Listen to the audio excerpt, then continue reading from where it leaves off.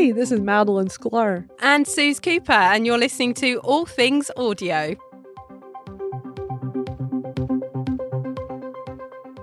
Let's dive in. Madeline, I want to hear all about your very first subscriber-only space, which you've held this week. Tell us more about it. Yes, I was so excited to experiment with this feature. I mentioned here in All Things Audio last week that I was going to give it a go and see what it's like. So for those of you that may not be familiar, there's this new subscribe feature. It was called Super Follows. Now it's been renamed to Subscribe. Elon Musk was talking about it several weeks ago. He activated it on his own account. I have it on mine. You'll see on my profile, you should see a little pink button that says subscribe. And you can join my little VIP community and get extra content. And what I've been doing with this is just sending out additional information as I come across it. I make little videos to the community, just being really personable and really crowdsourcing. Like, what can I do for you guys? What would you like? What kind of content? I just want to really make it all about them. So what I decided to do yesterday was experiment with the private space feature, because if you are set to monetize your Twitter by having the subscribe feature, one of the cool benefits is having your own private spaces. So I set it up, and if you look in the tweet that I put in the nest, it doesn't look like it, but there's 4 screenshots there. It's really interesting how it laid out. It looks kind of odd in this tweet, but I got all 4 screenshots of me. I wanted to walk you all through, like, when I go in to set it up. It's no different than when you're setting up a space, but instead of being everyone, there's a pull down at the top. You tap on it and change it to only subscribers who join. So if you're set up where you now have subscribers to your new community, which is basically, to me, Stu, is like a community within a community. It's really cool. I just got the super fans, and they're all getting to know each other through this new community I've built. And spaces, I think, is the key to really growing and getting in even deeper relationships with your community and for them to all get to know each other. So I set this up. I went ahead and did topics, even though I figured it wouldn't matter because this is a private space. There's no, place for people to go search for it. And I set it to record. I want to make sure like all the features worked. So I did all that and I just hit start now. It was on the fly. I did not schedule this. I didn't think anybody would show up. I just wanted to test it, record it, and check the playback and take some screenshots to share with you all. So the second screenshot, I surprisingly had two of my subscribers in there, Don and Claire, and it was like such a nice surprise. And I see Don's here. Hey, Don. And so we were just chatting, and Claire's all the way over in Ireland, and it was like almost midnight there when I was doing this. And really appreciate her coming on, and they were giving me feedback in real time, and we were all agreeing this was pretty cool. I put tweets in the nest to make sure that worked. And the third screenshot is when I ended this space. It's just no different than, when you get the notification that your space has ended. And I was able to tap on that. And I can even set the start time, Suze, just like we do here with our public space. It gave me that ability. I didn't do it for this because the background music was on for maybe 3 or 4 seconds. And then I went right in and jumped in. And this last screenshot shows you, as soon as it ended, I tap on the replay and it just shows you all the same things, the replays, how many joined, how many, it says subscribers because this was a subscriber space. And it showed my 3, David also showed up. And so it showed the 3 because they were all speakers. If they were not speakers, they wouldn't show up on here. It's really no different than our public space. Everything about it was identical. And that's what I wanted to show here. But I tell you, Suze, my community members, they said it was noticeable in the feed. They saw that I was doing this and came in. And right now I only have 7 subscribers. So it's not like I have a whole bunch because a lot of people had errors when trying to join. I think there were a lot of buggy issues on that first day when this was activated. And so I would have a lot more right now, but a lot of them just never came back after they got these errors. But the ones that I do have, I was surprised. Like half of them came. And so the replay, Madeline, is that then, that must only be available on a subscriber feed then, is it? They can go back, if you're a subscriber, you can go back and listen to the replay. Yes, only the subscribers will see that in, let me see, in one of these screenshots, if you go to the third screenshot where I have the big purple card at the top, now this is my notifications. If you're subscribed, when you're in your notifications, there's a new tab now where you get to see like who all you're subscribed to and the tweets through that. Oh, yeah, I see it at the top. It's on sort of a tab, all verified subscribers. Yeah, I see it. Yeah, so subscribers is new. And so if you subscribe, my understanding, because I haven't subscribed to any, I mean, I really only know that Elon Musk is doing it. And I think that Twitter daily, but I haven't subscribed to anybody. But I was asking my community when we were hosting this space, like, if they were seeing this new section in the notifications, they said yes. So I just don't know if it's much different than mine since I'm the one offering the subscription. They're the ones on the other end. But under subscribers is where if you're subscribing to me, then you should see that in your notifications and you could go through and see the activity. So you would see that I hosted a space if you had missed it, and you would see the conversation because you can see the other tweets from the community members as long as I started the conversation, since I'm the one running the community. So when I do a tweet and I say, hey, I did this space today, what did y'all think? Or I do all kinds of tweets like, hey, here's something new Twitter's working on, what do you think? And they all reply, and it shows that only the subscribers can. They're the only ones that can see the tweet. So they can all connect with each other through this, whether it's me doing a space like this or with me just tweeting to them as subscribers.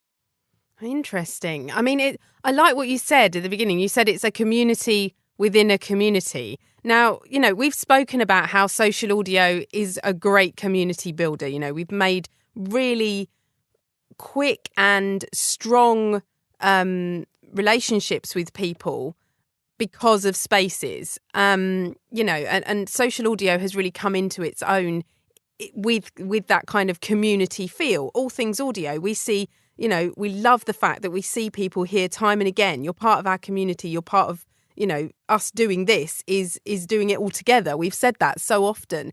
But the thought of niching it down even further, so that community within a community. So, you host 3 different spaces during the week, and all those people who listen to you within the different spaces are now able to join into another space that is, behind that subscription, and interact with one another. So there may be people that join, all things audio and hear us here each week that don't join some of your other spaces, but that community will build with your subscription spaces. It's really interesting to watch how, yes, it's a community builder, but as you say, it's almost like stacking cups, communities within communities, and just how niche can it get? How many people? It's quite interesting to watch it happen. I love that it's a community within a community. And that was something I mentioned to them when I was hosting the space yesterday. I think that's what makes this so powerful, whether you're able to set up subscriptions for your own community through Twitter, or you go set Patreon, which anybody can go do. You don't have to apply and wait for an approval. Anybody can, set up their own Patreon. So when you have people that support you and you want to have some kind of membership community, that's how I've always looked at it, a community within the community. And this group can all get to know each other and form special bonds through that. And when we were hosting the space yesterday, we were talking about how, when somebody comes in a space, you don't really know them. Are they here to disrupt? You're kind of being ready that you might have to mute them or block them, right? And in a space like this, you don't have that feeling because I pretty much know who everybody is because these are my super fans. These are the people that have gotten to know me. I mean, somebody that does not know me is not going to go sign up and subscribe to me. These are people. So I typically already know who they are. So I'm building just this nice community within my overall public community. So I think this is going to be huge. But, we know there's still a lot of parameters. You can't set up a subscriber account if you're in most countries right now. I think UK, I think just a few others too. So it's really limited. And then you got to have a certain number of followers. Your account has to be active. you have to jump through a lot of hoops. Now, you signed up, right, to see if you could get a subscriber account? Yeah, and I'm still waiting. So my submission has been accepted and is being reviewed, which is exactly the same status as it was 2 weeks ago when I sent it off. So, I'm in the system. And I'm sure they have a lot right now. I'm sure they do. Yeah. And it's a two-part process, because that's part one, where they have to approve you and say, yes, you qualify, you can do this, right? And actually, when I did this last year, when it was Super Follows, it was months before I got the approval. Once I got that approved, the first approval, I didn't turn it on. I turned it on a few weeks ago when Elon Musk was talking about it, and they changed it to subscriptions, which I think is a much better name than Super Follows. But then I had to wait again because I was already approved. So you're waiting for approval. Once you're approved, then you got to go send them a link. Now, you're in the UK. I'm not sure if it's going to be different, but for here in the US, you have to give them access to your Stripe account. You have to have a way to do credit card processing through people that sign up on the web. It'll automatically be done. If it's iOS, it'll be Apple. If it's Android, it'll be Google. And actually, most people typically are doing this through their mobile device. But if somebody wants to subscribe to you through the web, they're going to do the credit card processing through the web on Twitter. So you have to already have, for me, it was Stripe. And I already had a Stripe account. So I submitted the information, and then I had to wait almost 2 weeks. So, I just got this subscriber account a week ago. So it's still very brand new for me. So you're still in part one. If they approve you, Suze, then you got to go whatever their next step is for you in the UK as far as credit card processing. Yeah, and it's still only really you that I've seen who I follow and know of your content, etc., that I've been recommended to actually subscribe to. I have had other notifications to subscribe to other people, but they're not people that I'm even following. So I found that quite interesting as well. Well, I have a tip. So here's the thing. There is a Twitter account for this subscription, tool, this feature, and is at subscriptions. If you go to at subscriptions, they're following all the people that have this turned on and have access to it. So if you go at subscriptions, S on the end, you'll see they're following 28,400 accounts. Those are all the people that have it activated and turned on. Oh, that is interesting, because my next question was going to be, how many people? How wide is this rollout? That's what they said, and as soon as mine was activated, that was actually that was my first one. When I go into my subscriptions, it shows the at subscriptions Twitter account. So I think what they're doing is they're following. I think they're signing up. They're not paying for it, but they're signing up for every account that has subscriptions turned on, and then they show up in my subscription followers. But then what I've heard was, if you go to their account, click on followers, it should be all of those people. And it's really not a lot. When you think about it, out of the millions of users, 28,000 have this feature turned on. Yeah, I'm just reading what Rose has popped into the Spaces chat, Madeline. She's written, how is what Elon Musk offering different from what was included as a super subscriber under the former leadership? I saw you were offering this in your subscriber newsletter. Thank you. Yeah, I was going to say, we've been waiting for Elon to host a space. Has that now been done under his subscription? Because I don't subscribe to him, so I wouldn't have seen or heard that or know about it. Is that done? Yeah, according to Don Coven, who's here, he subscribes to him and said that Elon has hosted 2 of them so far, 2 private spaces. I think it was Don. Was it Don? Or maybe, I hope I'm not confusing who told me that. It might have been David. One of them they were talking. It might be that they're both following. I know that one of them mentioned that Elon has hosted 2, but was interested in the content with all the rocket ship stuff, the other company, and was going to keep people subscribing to you ongoing, because it's a month-to-month thing, is it has to do with the content you're putting out there. Now for me is, let me give you info as I'm learning about it, with new things going on with Twitter, what they're working on. I'm asking questions, I'm making little videos, make it very, very personalized, but I'm also asking them, what other content do you want from me? I can always talk about just digital marketing and social media in general. I can talk about community building, podcasting, live stream, all the things that I know about. And maybe not everyone wants to join that just to hear what's new at Twitter, but also is a way to get more access to that person you're subscribing to. And if you're a subscriber to my new community, you have more direct access to me. And that's, I think, going to be one of the great benefits for people like myself that have this activated and are doing it. I'm always thinking about what extra things can I put out there for this new community.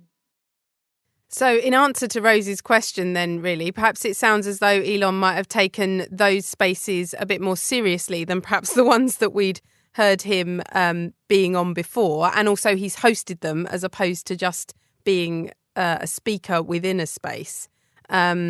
So, he's hosting it and he's talking about what he wants to put out there to people that have paid him, all of which is going to tick all of his boxes, I'm sure. So I guess that's the big difference. Rose has followed it up by saying, I thought you needed 10,000 followers to get a subscriber account. Yes, those guidelines definitely said those huge numbers. However, when I signed up the other week, it wanted to know I had 500. It was very conflicting because at one point it was 500 and then a few lines down it said 10,000. It's like, okay, which is it?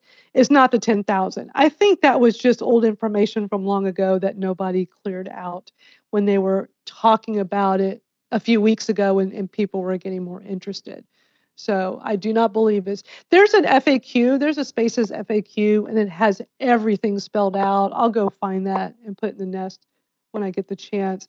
But I'm really excited about this, Suze. I think there's so much potential, and just being able to have private spaces, I'm really excited about that. And I put in the nest a tweet from Andrew. He was making a point that yes, that with me hosting a private space, it does show up in my dashboard when I go. It's private, not public. So if you go to spacesdashboard.com and go see all of my spaces, you're not going to see that, but I can see it in there. So Andrew, thank you for pointing that out. So when you're hosting these, I can access it through there. Excuse me. So, and it does show all those topics that I selected are in there in Spaces dashboard. So that's very cool. A lot of this is just learning as you go. I wasn't sure what to expect. That's why I did all the screenshots and wanted to just relay to you all, what this was like. And so far, I'm very happy. I'll definitely do these regularly. Yeah, I mean, it's very, very much what we've been into doing with all things audio, all the time, isn't it? Something new comes along, we want to try it out, we want to, take as many screenshots as we can, and then we want to talk about it. So, yeah, it's great. Thank you so much for going along and doing that. And yeah, maybe once I'm accepted over here, I'm, maybe if I am, then I can talk about it with you too. Yeah, it would be fun to give it a go. I really enjoyed it when we've got an all things audio community there's nothing going on over there at all at the moment. But, it was nice to be able to do a space that was just to people within that community. And it did have a very different feeling. So I have no doubt that, were I to get subscriber spaces, I've got a few ideas of what I could do with kind of podcast stuff and things I'd really like to have a go at and see if people are willing to join in and listen in. So it would be very interesting to have that feature available to me, definitely. We have a few more things to cover, don't we, Madeline, for Spaces? We found Alessandro Palusi, our favourite reverse engineer, who we keep threatening to invite to come on because we talk about him so much. Really, he should have a voice in this space, I believe. We've found this tweet that says Twitter is working to prevent underage users to enable Twitter Spaces recording, which is quite interesting. We've not heard very much about what's being worked on for Spaces other than, the whole feature itself being put behind the paywall. There's, as Madeline's just said, not a great deal different to that. However, this is something that it would seem they're at least looking into, that underage users aren't actually able to record their spaces. So what do you think of this, Madeline? It's interesting. I haven't really heard any issues or negativity about we got to prevent underage users from being in spaces. So I don't know. I was quite surprised when I saw this. I haven't heard any discussions about, this is a good idea, this is a bad idea, this needs to be done. So interesting that, according to Alessandro, that they're working on it at Twitter. But even judging from the comments on this tweet that he received when he posted it, somebody said, and this is to accomplish what exactly? How would Spaces recordings harm them? But I mean, we know there's all kinds of crazy Spaces going on. I'm sure there's plenty of inappropriate content out there that should not be available for people that are underage. So I don't know. I just don't know much about what's going on with that. And why that would be a priority when, right. As people who are on the platform really quite frequently, if we're not picking up that there's a major issue there, then is there a major issue there, or are they trying to fix something that isn't broken? I'm thinking there must be some kind of, we know that the resources at Twitter are much more limited now than they were 6 months ago. So we know they're not going to just, here's a whole laundry list of things we want to do with Twitter Spaces. Go do it. I'm sure they're just trying to do the ones that are the most important. So something must be going on that we just haven't heard about. And they place this as something of importance. So if they feel it's important and, something's going on and they're just trying to prevent stuff, then I'm all for it. I just haven't heard anything. And I'm surprised I haven't heard anything about this before. So let's talk about Clubhouse, Madeline. We already had some news that we weren't really expecting that happened pretty much straight after we went live last week, that has been kind of hanging about and people have analysed and spoken about, and it's been talked about, the fact that Clubhouse laid off 50% of their staff last week. And then we've heard even more news again today. But yeah, so last week, April the 27th, Paul Davison tweeted out, today, Rohan, Seth and I made the difficult decision to significantly reduce the size of our team and say goodbye to a lot of amazing teammates. This isn't about the macro environment. This wasn't a financial decision. And it goes on, we have plenty of runway, and there's a whole blog, the email that they sent out to employees. I wasn't expecting this, Madeline, was you? No, I wasn't expecting this at all. But I'm not in Clubhouse a whole lot anymore, so I don't really know everything that's going on. That's why I love how we have some of our guest co-hosts that come in week to week, like Morgan, and some of our others that just sit here and give us, like Michael, with really great insights, because they spend way more time over there than you and I do. Are you over there at all anymore?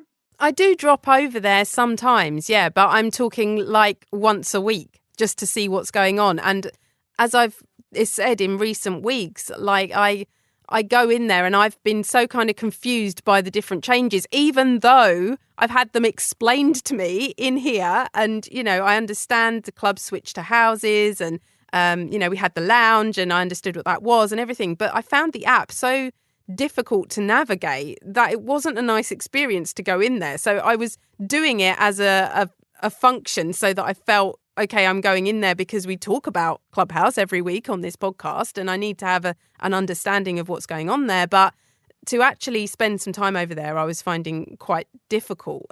But that said, we've heard so much. As I say, they've just changed the way that Clubhouse is kind of being used. They've introduced, we had 1 week where they'd introduced so many features. We almost talked about it for the entirety of all things audio.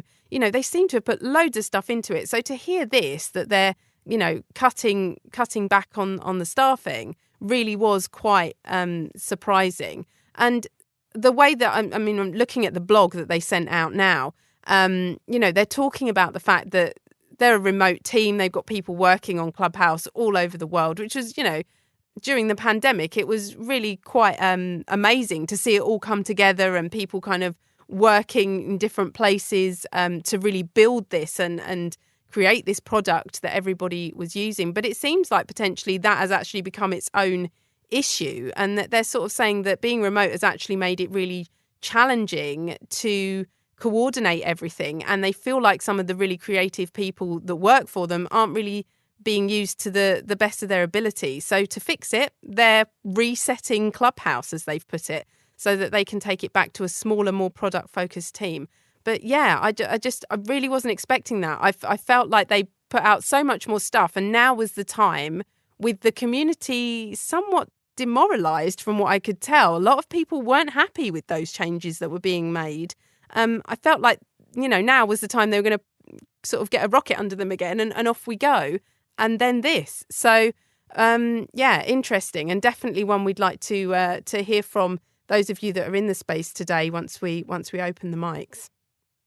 Yeah, I definitely want to hear everybody's thoughts on this, because I'm sure, at least we know with Morgan and Michael, they definitely know way more going on with Clubhouse, and they can definitely enlighten us all with what exactly is going on here. Because yeah, there's like all these new things that we're working on. It's like, and we knew that their funding was okay. We talked about that a while back, that they had said their funding was good for like what, 2 years. They weren't gonna have to worry, and so it just sounded like everything was just that they were just gonna keep going upward. Slow growth upward and just keep going. But I don't know, I hear a lot of people talking negatively about Clubhouse these days, so. Yeah, there's certainly been some negative talk over here on Twitter, which then that's not always been the case. People have promoted their Clubhouse rooms over here, and we've gone from one to the other, and all of that kind of thing. So it's not always been negative just because we're over here on Twitter. But more recently, different threads do seem to have cropped up and popped by. People are upset and disgruntled that it's been changed, and they can't see the reasons for some of those changes either. Whether it was to make the app more stable or kind of why things had changed the way that they did. They upset their community, and that's not a good thing to do, really, is it? When, you're building an app like that. So just before we went live today, Michael, who's in the space, is in the space. There, I see you. Actually sent us a message that he'd been in a room over on Clubhouse earlier listening to Joe Armenia, who's the head of community over at Clubhouse. And they've actually announced that the current development of subscription houses has been suspended. So it seems as though there were 3 test houses that were running over there that had this monetization running on it. And we've spoken about this a little bit in the All Things Audio space previously about how, people were going to be able to monetize their rooms. Potentially there would be like a community pot. People could vote on what was going to happen with the money, all of that kind of thing. It seems like that has actually been stopped for now. And yeah, it looks as though they're focusing on a larger plan, apparently, at this time. It's unclear from what he said if or when the monetization is still on the roadmap for the future. So, yeah, I don't know, Michael, if you're free in a bit, perhaps you can come and speak to us if you know any more than that at the moment. But another bit of news we weren't expecting, I think. Again, we were expecting everything to be onward and upward now, and funding didn't seem to be the issue. So, yeah, I wonder what's going to happen next. I know, it's like almost turning into a soap opera. What's going to happen next? So Morgan had shared an interesting tweet that has to do with Clubhouse from yesterday, when things still seemed a little bit more positive, that Clubhouse is suggesting topical conversation starters, which I think is really interesting. And he kind of jokes that they know him well because they put, talk about what's happening now, Elon Musk and Blue Sky, which are 2 things he talks about.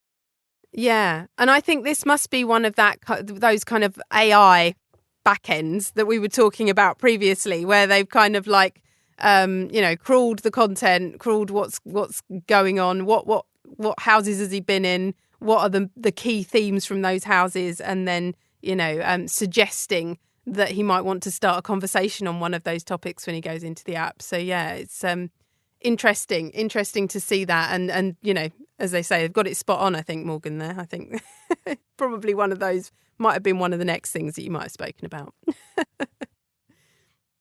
And our final one for today is actually the end of Spotify Live. We have finally seen Spotify's social audio app shut down. It is no more. It is gone. So, yeah, from Green Room to Spotify Live to moving across to the main app, and now no more. So another one to wave goodbye to. Whether or not social audio will come back for Spotify again in another guise, who knows? But certainly for now, that experiment is done, which is a shame. It's a little sad, yeah. It is. It is. It could have been so much. It could have. We wanted to be so much more than it was. We really did. We really did. Michael, hello. How are you? Hello to the both of you and to everyone. I was hoping Morgan would come up to the stage too, because there's just so much to talk about. But Morgan is on a train, which in this country means that I very much doubt there'll be enough signal. Okay, well, so I will try to carry the load of discussion for all of this. Hi, Morgan.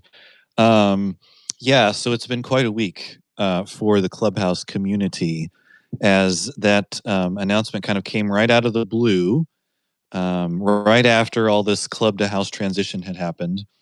And there were a lot of rooms and a lot of discussions and a lot of speculation and a lot of prognostication going around the Clubhouse streets about all of this, based on what was said in the blog post and how trustworthy it really was and what they really want to do with the company and yada, yada, yada. So that has been on since all of that dropped.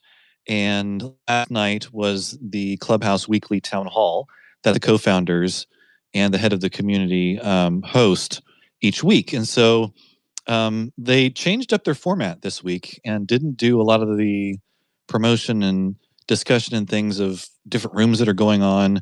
They really did just focus on this news. And I mean, you can go over to Clubhouse and listen to it. Paul shares a lot more personal reflection on all of that. But, it really does seem like they're trying to behave right now as a true startup. Even though they are about just over 3 years old, they're really trying to, put their heads down, be nimble, and they felt like they need to really shrink their staff to be able to do that. And so, there's so much speculation as to why, what their roadmap is, what they see for Clubhouse. It was kind of still vague after his answers last night.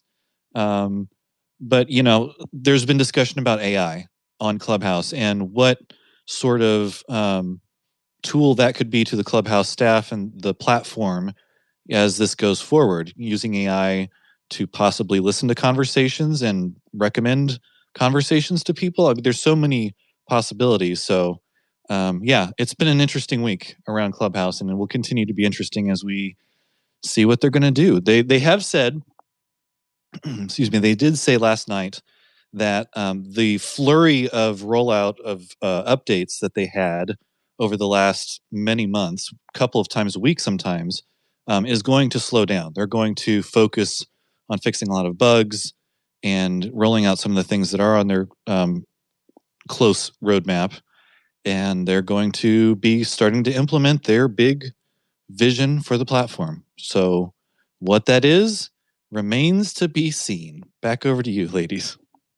Wow. So that sounds like there's a lot of confusion over at Clubhouse as well then, in terms of this kind of coming out of the blue. I mean, we're surprised by it, but not having hung out on the platform for a while, you kind of feel like perhaps you've missed the nuance in it or something, but it seems like it really wasn't expected. Not expected. It didn't surprise a lot of people when it happened either. The transition from clubs to houses had just happened. That took about a year. And I wonder, this is my speculation, if they learned some things during that they were not as nimble as they needed to be competitive and to continue to sort of be in that startup stage that they feel that they're in. So they took this action. We'll see what happens with it all. And I actually was the one who asked Joe earlier about the subscriptions in houses. And he, again, reflected that basically the 3 test houses, they had turned off the subscriptions for that. They are sort of reworking some things as part of their big vision for the platform. And that's about what we know. There you go.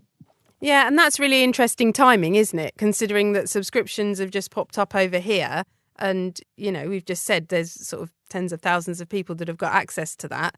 And then Clubhouse kind of ditch on their plans for it, as it were. So, yeah, definitely things to watch, I think. Thank you so much for filling us in, Michael. Thanks for joining us and talking about it. Norzil, welcome to the space. It's nice to have you here. Was it Clubhouse that you wanted to talk about, or Spaces? Yeah, it was about Clubhouse. I saw Michael always talked a lot about that. But one thing I heard you say was that when you went to Clubhouse and you find it very complicated to use, and it has a lot of new features, and whenever there is new features, it makes it a little bit hard to use, especially for new users.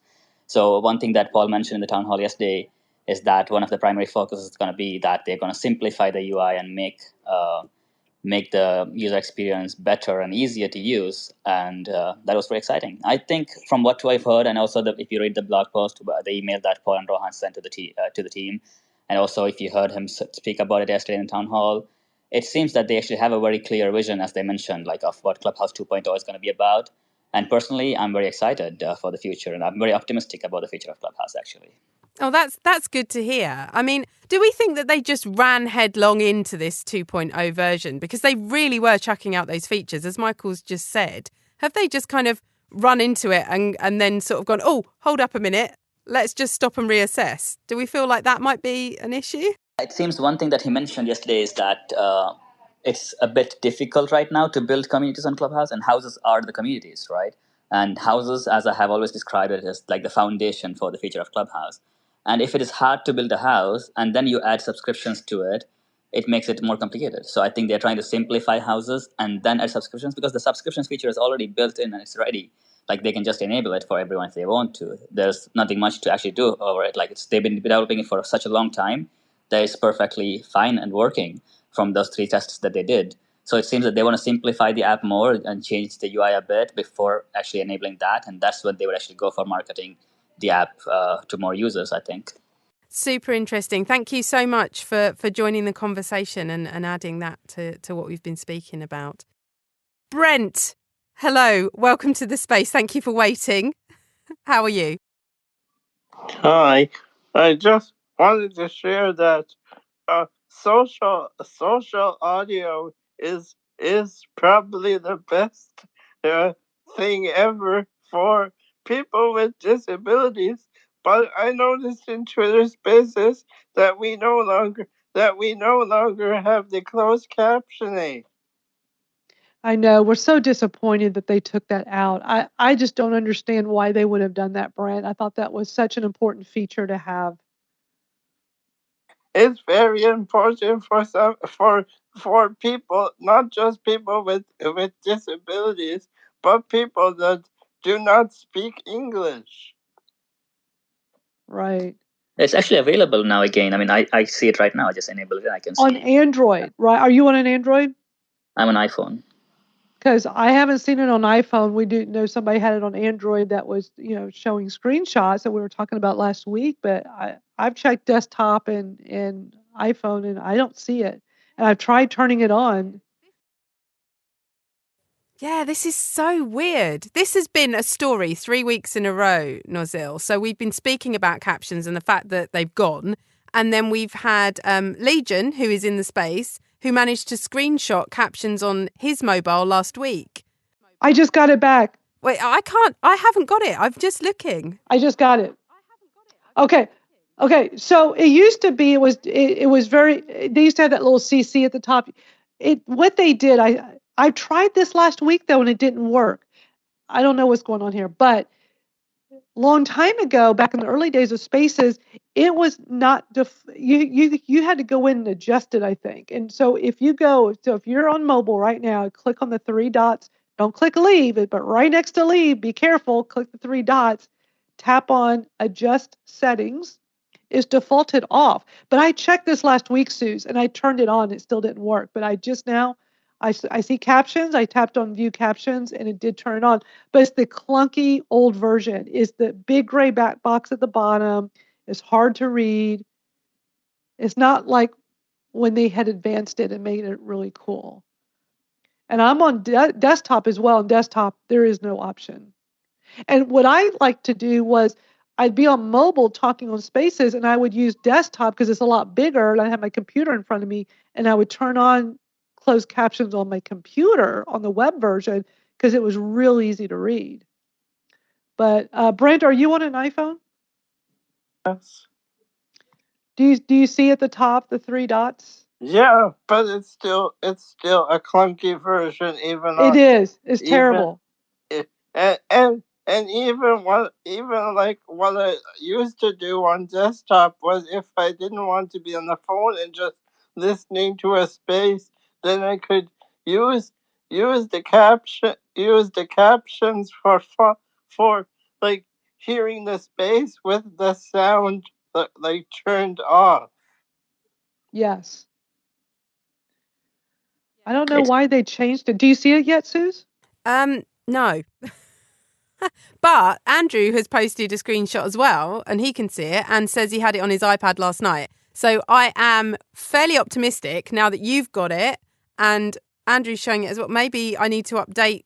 I haven't updated Twitter manually for ages. So maybe that's the key. But Brent, I am so grateful to you for bringing it up again this week, because we wouldn't have checked. And it sounds like more people have got it this week than had it, last week. And we've seen it come and go, and we thought it was just Android and all the rest. So thank you so much, because it is a really important feature.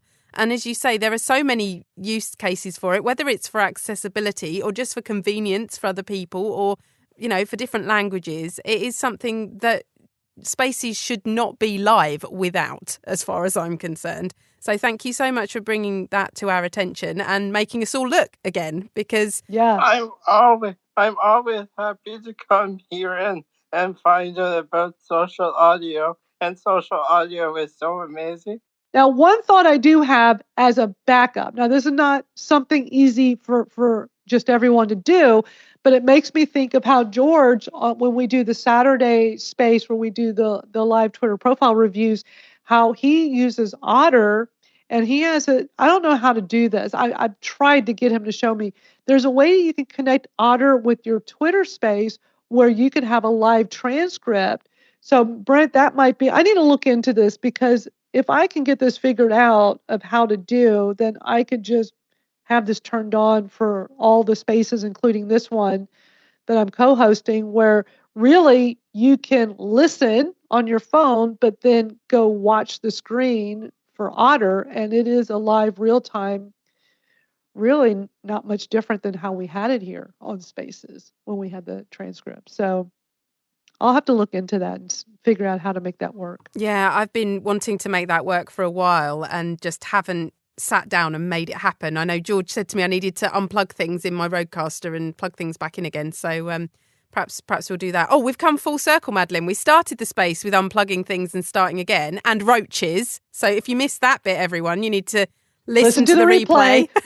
Boy, did I have a story. Just be sure that, because Suze does what I always do. We always set the start time on the replay, but just go back to the beginning, because you definitely want to hear our little pre-show. If you want to hear the roach story, then go right back to 0. You want to hear the baby roach story? It was a true story that really happened to me when I was trying to start in this space and avoid crackling sound coming through my hardware device.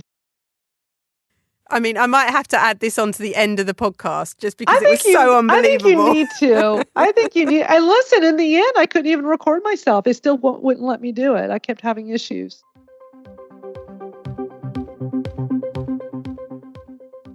Hi there, podcast listeners. It's Suze here.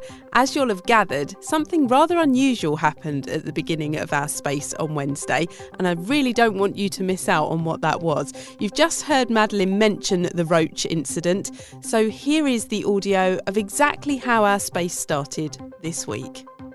I don't think anybody would believe me. I'm going to tell y'all what just happened and why I was like a minute late, but it's just incredibly unbelievable what just happened. So I plugged in my gear, and it was real staticky before I even put the headphones on. I'm like, what's all that static? I put the headphones on. I go, okay, let me turn off the Zoom PodTrack 4. Let me unplug everything and plug it back in real quick. And like, I'm looking, it's like top of the hour. I'm like, okay, I got to hurry. I unplugged the back, okay? And I kid you not, a little baby roach came running out. Oh! So I think when I was plugging in, I guess I'm assuming some little baby roach was somehow holed up in there. And it was, I couldn't believe it. I was shocked. I mean, it was tiny, but I unplug it and this thing just comes running. I'm like, what was that? Oh my gosh. So I'm like, okay, let me plug everything back in, turn it on. Sure enough, it's fine now. So a little baby roach Staticky caused roach. my gear to be staticky. I can't make this up. Guys, this really, I wish I had like, a GoPro attached to me that was on, because the kind of thing you can't react to. You can't, like, I would not have thought like, let me turn on record on my phone and make a video of what just, because the thing was already gone. I mean, that thing ran off. But I kid you not, I unplugged the back. Not a social audio fan then? No, he didn't want to have anything to do with it. But I unplug it and he goes running out. I don't know where he went. I mean, if it had been, first of all, if it was big, it would not have been able to fit. If it was a big roach, I'd be freaking out right now and I'd have to go destroy it before I could do this. But it's a little baby. So I just figure he's probably more scared of me than I am of him. And he's probably long gone. So he just better not be crawling on me while we're doing this. Then I'll really freak out. Do you know what, Madeline? I thought we had enough drama to talk through today, and you just totally topped it with that. Thank you to all of our speakers who came on and shared so much great stuff. And we're available in all of your favorite podcast apps. We're out there, All Things Audio. You can also go to allthingsaudiopodcast.com as well. You certainly can. And you can catch us here on Twitter and use the hashtag AllThingsAudio, and we'll pick that up throughout the week. So that's it for this week. But thank you so much to everyone that's been here in the space with us and those of you listening. And we'll catch up with you next week. Bye, everybody.